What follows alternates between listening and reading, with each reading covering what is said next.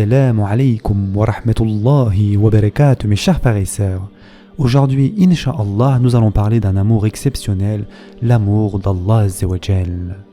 Mes chers frères et sœurs en islam, l'amour d'Allah subhanahu wa ta'ala devrait occuper le cœur de l'être humain et le posséder totalement.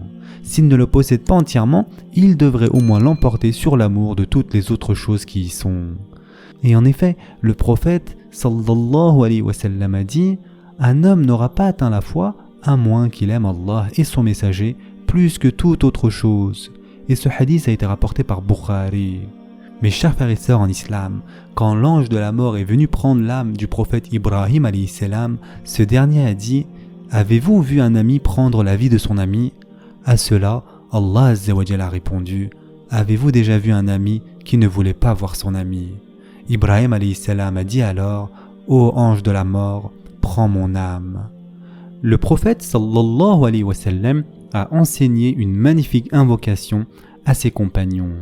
Et en effet, le prophète sallallahu alayhi wa sallam a dit « Ô Allah, permets-moi de t'aimer et d'aimer ceux qui t'aiment et d'aimer tout ce qui me rapproche de ton amour et fais que ton amour soit plus précieux pour moi que l'eau fraîche pour celui qui a soif. » Et ce hadith a été rapporté par Tirmidhi. Quant à Al-Hassan al-Basri, il disait « Celui qui connaît Allah l'aime. » Mes chers frères et sœurs en islam, quelles sont donc les causes de l'amour d'Allah Azza wa Jal ? La première cause est l'amour de l'être humain pour lui-même et sa volonté de perfectionner sa propre création. Cela nous conduit directement à aimer Allah Azza wa Jal, parce que l'existence même de l'être humain ainsi que ses attributs ne sont qu'un don d'Allah subhanahu wa ta'ala. Il est celui dont la grâce et la bonté ont fait en sorte que l'être humain, de derrière le rideau de la non-existence, apparaisse dans ce monde visible. La préservation de l'être humain et la réalisation éventuelle de la perfection sont aussi entièrement dépendantes de la grâce d'Allah Azza wa Jal. Il serait en effet étonnant que quelqu'un qui se réfugie de la chaleur du soleil sous l'ombre d'un arbre ne soit pas reconnaissant envers cet arbre, sans lequel il n'y aurait pas d'ombre.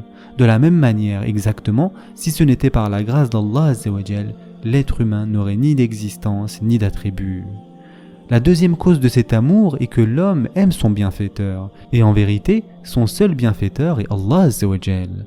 En effet, tout bienfait que l'être humain reçoit de ses semblables est dû à l'initiative directe d'Allah subhanahu wa ta'ala. Quel que soit le motif qui peut avoir conduit au bienfait qu'il reçoit des autres, Allah Azza wa Jal est celui qui a mis en œuvre ce motif. La troisième cause de l'amour de l'être humain pour Allah subhanahu wa ta'ala est la contemplation des attributs parfaits d'Allah Azza wa Jal, de sa toute-puissance et de sa sagesse infinie, en comparaison desquelles la puissance et la sagesse humaine ne sont que de pâles reflets. Mes chers frères et sœurs en islam, beaucoup prétendent aimer Allah Azza wa Jal, mais chacun devrait examiner l'authenticité de l'amour qu'il professe. Le premier test de l'authenticité de l'amour est qu'il ne devrait pas détester la pensée de la mort, car aucun ami ne reculerait devant l'idée d'aller voir un ami cher et bien-aimé. Le compagnon Abu Musa al-Ash'ari radiallahu an a rapporté que le prophète sallallahu alayhi wa sallam a dit « Celui qui souhaite rencontrer Allah, Allah souhaite le rencontrer. » Et ce hadith a été rapporté par Bukhari. Il est vrai cependant que celui qui aime sincèrement Allah Azza wa Jal peut s'inquiéter à la pensée de mourir avant qu'il ne soit complètement prêt à rencontrer son bien-aimé dans l'au-delà, mais l'on devrait penser que l'on doit œuvrer avec diligence pour se préparer à cette rencontre.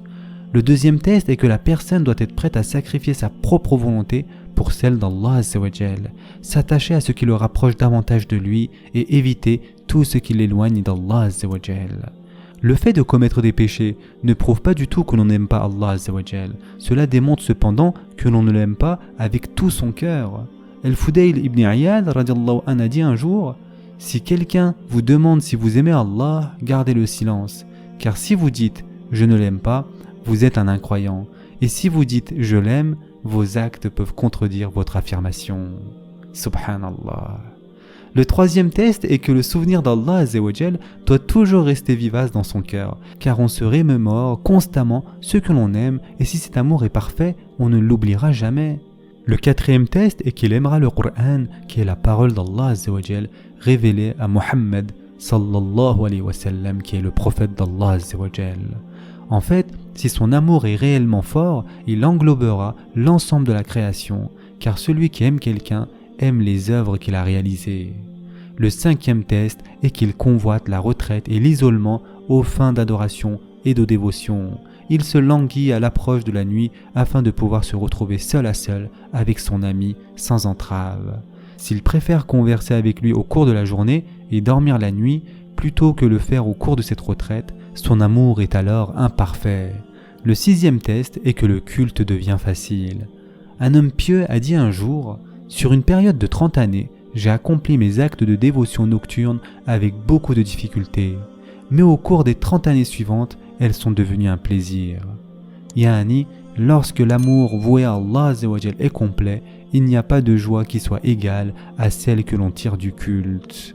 Et enfin, pour terminer, mes chers frères et sœurs en islam, le 7e test est que l'on aime ceux qui obéissent à Allah Azzawajal et que l'on déteste ceux qui ne croient pas en lui et qui lui désobéissent. Et en effet, Allah subhanahu wa ta'ala dit dans le Coran « Tu n'en trouveras pas parmi les gens qui croient en Allah et au jour dernier qui prennent pour amis ceux qui s'opposent à Allah et son messager, fussent-ils leurs pères, leurs fils, leurs frères ou les gens de leur tribu. Il a prescrit la foi dans leur cœur et il les a aidés de son secours. Il les fera entrer dans des jardins sous lesquels coulent les ruisseaux, où ils demeureront éternellement. Allah les agrée et il l'agrée. Ceux-là sont le parti d'Allah. Le parti d'Allah est celui de ceux qui réussissent. Surat al-Mujadala, verset 22. Qu'Allah subhanahu wa ta'ala nous permette à tous de faire partie du parti d'Allah Azzawajal. Ce sera tout pour aujourd'hui. Je vous souhaite dès maintenant un bon iftar. En attendant, prenez soin de vous mes chers frères et sœurs et à très prochainement, Inch'Allah.